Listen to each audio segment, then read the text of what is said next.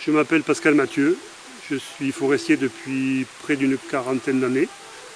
Cette carrière est maintenant assez longue, mais elle m'a permis de connaître beaucoup de propriétaires forestiers, des gestionnaires et aussi pas mal de scientifiques.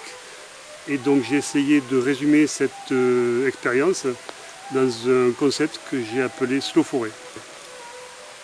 Je suis actuellement conseiller forestier au Centre régional de la propriété forestière d'Occitanie. J'ai créé le concept de Slow Forêt pour aider les personnes qui s'intéressent aux forêts à comprendre comment elles fonctionnent et aussi à comprendre comment on peut produire du bois sans détruire l'environnement. Je me suis inspiré pour ça du mouvement Slow Food qui a été créé par Carlo Petrini dans les années 80.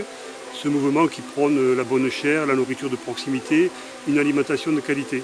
Et pour moi, donc, ces notions-là s'appliquaient parfaitement à ce qui se passe en forêt actuellement, puisque actuellement les forêts subissent une accélération qui va aussi vite que dans le reste de la société. Par contre, cette accélération n'est pas compatible avec la façon dont les forêts se développent.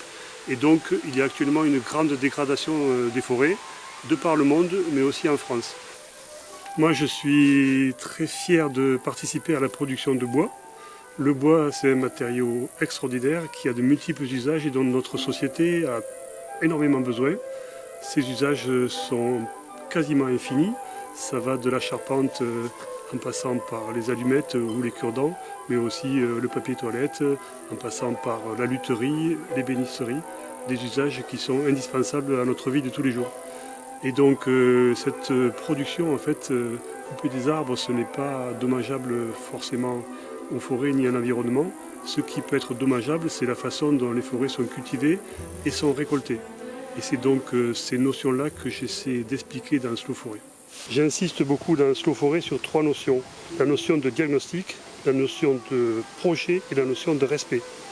Je pense qu'on ne peut pas travailler en forêt sans avoir effectué au préalable un diagnostic complet à la fois de la biodiversité, des peuplements forestiers et aussi des terroirs forestiers sur lesquels se développent ces forêts.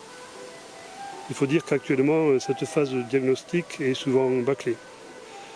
J'insiste aussi beaucoup sur la notion de projet. Je pense que toute forêt doit être accompagnée par un projet qui permette d'inscrire la gestion forestière dans le long terme, un projet qui soit en harmonie entre le propriétaire et sa forêt.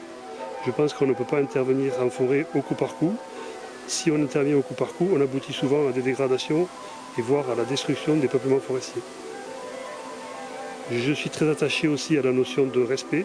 Je pense que nos actions en forêt doivent respecter les populations qui habitent autour de ces forêts. Et je pense aussi qu'on doit respecter les professionnels qui travaillent dans nos forêts. Et aussi, bien sûr, les promeneurs, toutes les personnes qui viennent de prendre plaisir à se promener sous les arbres. Je pense que c'est en réunissant tous ces facteurs qu'on aboutit à une vraie gestion durable. Les forêts viennent de loin, alors que nous ne sommes que de passage. Je pense que nous devons entrer en forêt avec beaucoup d'humilité. Qu'on soit professionnel, qu'on soit propriétaire forestier, qu'on soit simple usager, je pense que tous nos actes en forêt doivent être dictés par le respect. J'espère que mon livre Slow Forêt vous aidera à faire votre chemin en forêt et vous aidera aussi à avoir un autre regard sur ces magnifiques créations de la nature.